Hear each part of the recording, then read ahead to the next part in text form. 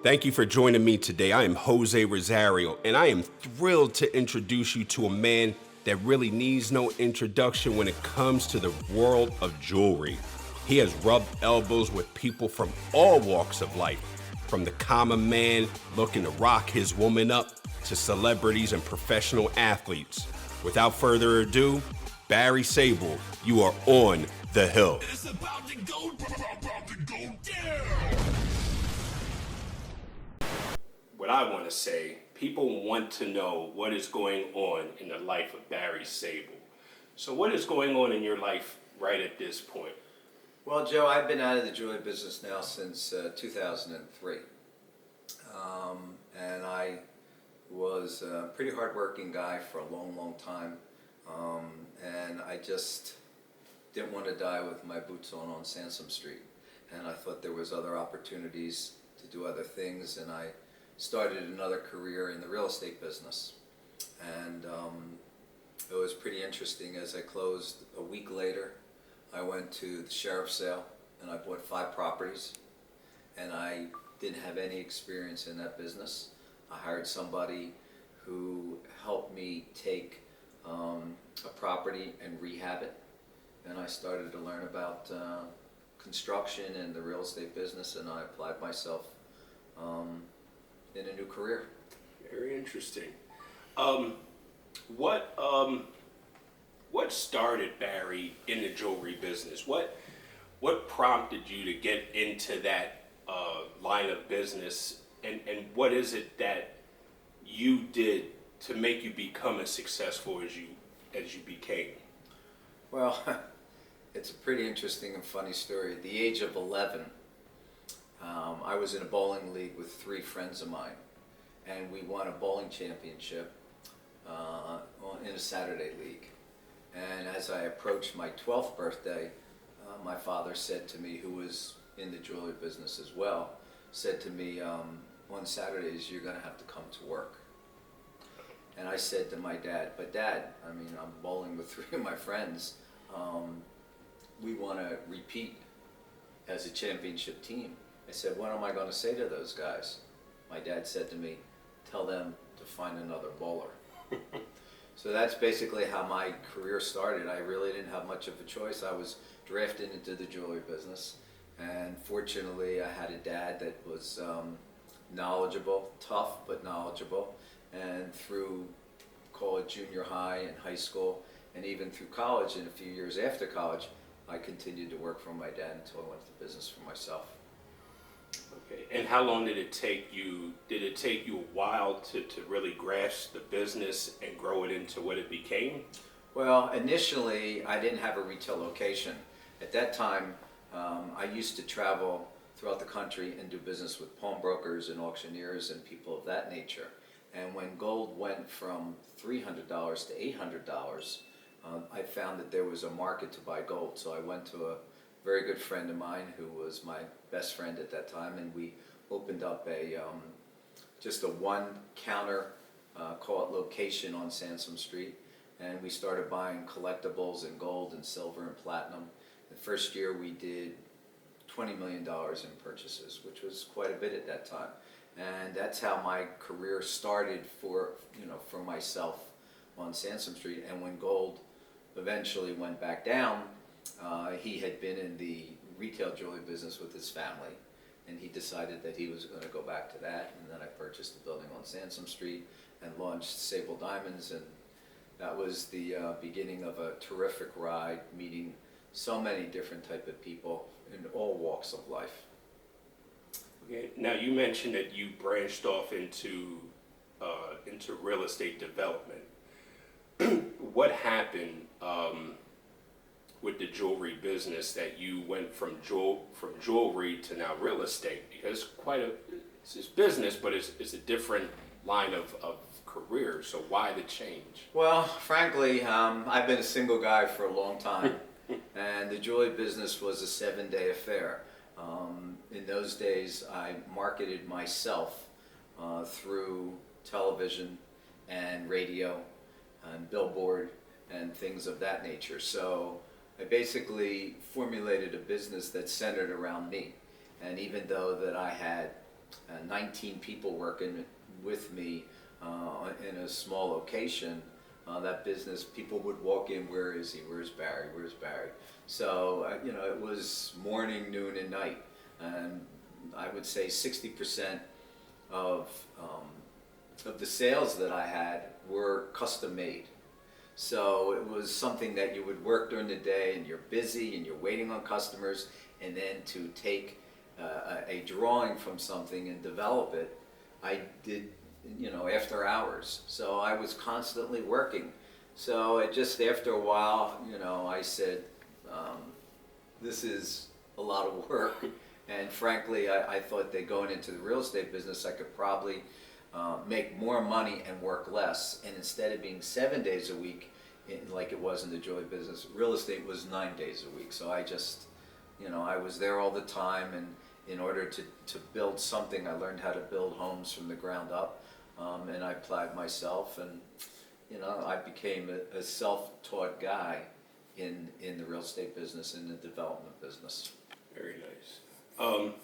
Let's talk about some of the people that you came in contact with the jewelry business. It has to be a different lifestyle for you now, because you've met a lot of famous celebrities, athletes. Would you say you're being in that business as opposed to the building business? I'm sure you had a more social life in the jewelry business because of the people that you knew or got to know. Well, I could be wrong. So talk about that a little bit, about, what was your life like then, and like some of the people that you knew. I think you mentioned to me before Will Smith was a person that you became very friendly with, Charles Barkley, and many, many others. Do you still have those friendships? Do you still garnish them, even now that you're in the building business? Well, you always garnish, the past, and you always think about the past that help, construct and that were the building blocks towards your success. It's true. I had terrific relationships with guys like Will and Charles and Darren Dalton and Eric Lindros and Jerry Stackhouse, and so many guys that you see on TV today, from John Krupp to Seth Joyner to Yuki Washington, to people in the news, Sean Stockton from Boys to Men. He was a pretty good buddy of mine, and my relationships have changed, because when you have an open door and you're in business and you're dealing with people of all walks of life, it wasn't just athletes, it was judges and doctors and lawyers. So I had a pretty active social life, because you were always invited to different type of events. So, you were on roller skates and you're always handing out business cards. The construction business and the real estate business for me is different. So I'm dealing with plumbers and electricians and carpenters. So it's a completely different lifestyle. And so it's remarkably different. It's kind of slower, but there's a price you pay to be king. And working in the jewelry business, it was important to me to be ultra successful. I put my face out there, and I would say that that a lot of people in the city of Philadelphia knew who I was. And in this business, it's kind of different. Okay. I'm going to retract a little bit and talk about your childhood a little bit. Were you born locally in Philadelphia? I'm a Philly guy. I was born and grew up in Northeast Philly. I'm not going to tell you what year I graduated in, because that'll give away too much information. But Okay. I grew up in Northeast Philly, as I say, and graduated from Northeast High, and went on to graduate from Temple University with a degree in psychology. But frankly, I always knew that I was going to be in the jewelry business. My dad kind of weaned me for that business, and he taught me as much as he could. And innately, I've always loved people, and the creativity that I learned in that business, I applied to the relationships that I had. And so frankly, I mean, it was a long journey. It was a hard journey. It was worth it for me. But it was not easy. It was a lot of work to get to a certain point. Out of everything that you have experienced in your life, Barry, what would you say out of everything you've been through, what was the biggest and most significant change you had to experience in your life thus far? Well, that's an interesting question, because from being in the marketing position that I was in, without patting yourself on the back, I would walk down the street and I'd hear people say, "That's the diamond guy." So you go from a position where everybody knows who you are to a different situation. So, but there comes a time when money was not that important to me as opposed to success. My motto was, if I'm successful, I'll make money. So I wasn't motivated by money. I knew that if I worked hard and I was successful, that I would, claim the things that I wanted to. So, it's been an interesting passage, and there's certain things that I regret. I regret that maybe I forwent some of my personal life, and I'm not looking for anybody to feel sorry for me, but my personal life, because I spent so much time trying to build a business and become successful and well known in the city of Philly. So, okay, now your personal life, are you married? I'm single. You're single. I might have children, but I'm not sure. I mean, at any moment, someone may knock on my door and claim me, so I'm not sure but I surely have, I've been around a little bit, and I've had a single life as opposed to the opposite of people that are married and have kids. So, Did you ever want to have kids? I always wanted to have kids, but unfortunately, I never found the lid to my pot. Right. So I was married a long time ago, and I don't know where time went and how it escaped me, but I think that's the one major thing that I regret, because in my mind, I would have been the world's greatest dad. I would have loved to go to Little League and ballet and tennis lessons and everything else, and parent-teacher night, but unfortunately it didn't happen that way. So we have to kind of play the cards that we were dealt and live with the decisions that either we made consciously or unconsciously. So going forward, Barry,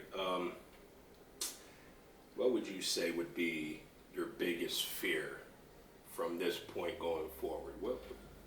Well, that's another interesting question. Both of my parents, both of my parents got sick, and my mom had a series of strokes, and my dad had Alzheimer's.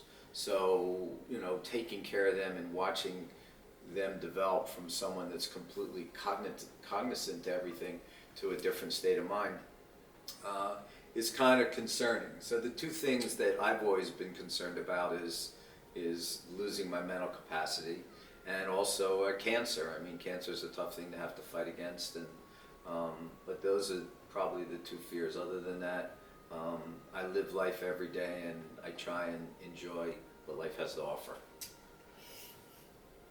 So then what are you most, now we know what your biggest fear is, what are you most hopeful for?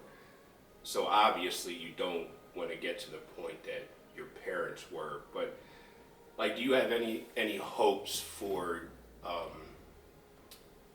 for yourself, or just in life in general? Do you have any hope for, this country? Because I also know that, we talk on the side, and we're very, we talk politics. We don't have to go into the political realm here, but, what are you most hopeful for? What does Barry want to see going forward? What are your hopes and dreams going forward?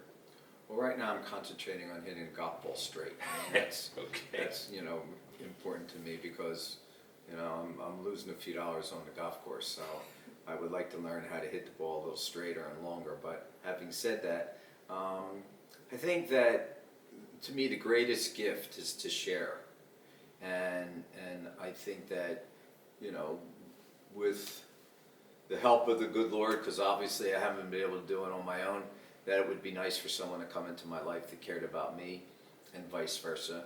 Because to me, between travel and so many other interesting things to do, it would be nice to have a female that was important to me, and I was important to them. So if I had a hope for something personally, that would be what I would probably hope for. And I'm hoping to stay healthy, because without your health, as far as I'm concerned, it's problematic. And as a single guy, you think about stuff like that. Who's going to take care of you? You know, if you get sick. So I try and stay healthy and do the things that are healthy. In regards to, you know, political things and of things of that nature, you know, I have my own thoughts and opinions, and you pray that there's world peace. Absolutely. So, so I guess this is kind of like summing everything up. So, like, what matters to you right now? I guess what matters to you right now is keep living a peaceful and healthy life, and eventually, like you mentioned, finding that person that you can share your life with. Is that what matters to you right now? I think that's important. I mean, you know, I play a little poker. It's nice when you get pocket aces. I mean, to start off a hand. So I would say that's something that I hope for. But in all sincerity, I think giving back. I think charity time. I think you know, as far as I'm concerned, I kind of outgrew the building business. It was fun. I made some good money in that business, but that really didn't, you know, satisfy my appetite. And I think that I think it's a nature of trying to give back to people would be my next venture. And I'm not so sure where that's going to take me yet, but I think that's more important than anything. Financially, you know, I'm in pretty good shape, and my mind is keen, and I have a tremendous amount of energy. So I think that that I've been fortunate enough to be, quotes, relatively successful. I think it's time to give back to other people, for them to be able to hopefully share more success than me, but give them a foundation for what it takes to be successful. So would you consider yourself retired, semi-retired? Like, what do you consider yourself? Well, I'm kind of semi-retired. I mean, I own a piece of real estate down the shore that I'm going to develop, so that's in the works. I own some real estate that, so I collect rent. So, you know, I'm basically not fully retired, but it's like anything else. I mean, if something came along in the real estate business that I decided that I wanted to develop with someone, I could always partner with someone. So I've taken a little bit of a break so I could go travel. This summer I was in Costa Rica. I went down to the Dominican. I'd love to go on an African safari. I would relish the fact of fishing in Alaska. So there's a lot of things that I would like to do, and I think eventually, like a lot of people, that I would head to Florida. I think the climate is a little different and probably more conducive for somebody that isn't working on a daily basis. And if instead of being here in the sleet and the snow and the cold, I think I could be on the golf course, you know, somewhere where it's hurricane proof, if there is such a thing. Everything sounds good to me, whether Barry's spending time on the golf course in Florida or finally meeting the woman of his dreams, or as he puts it, the lid to his pot. One thing I can guarantee you, this won't be the last time you see him, because he has no signs of slowing down. So Barry, my good brother, thank you for being on the hill.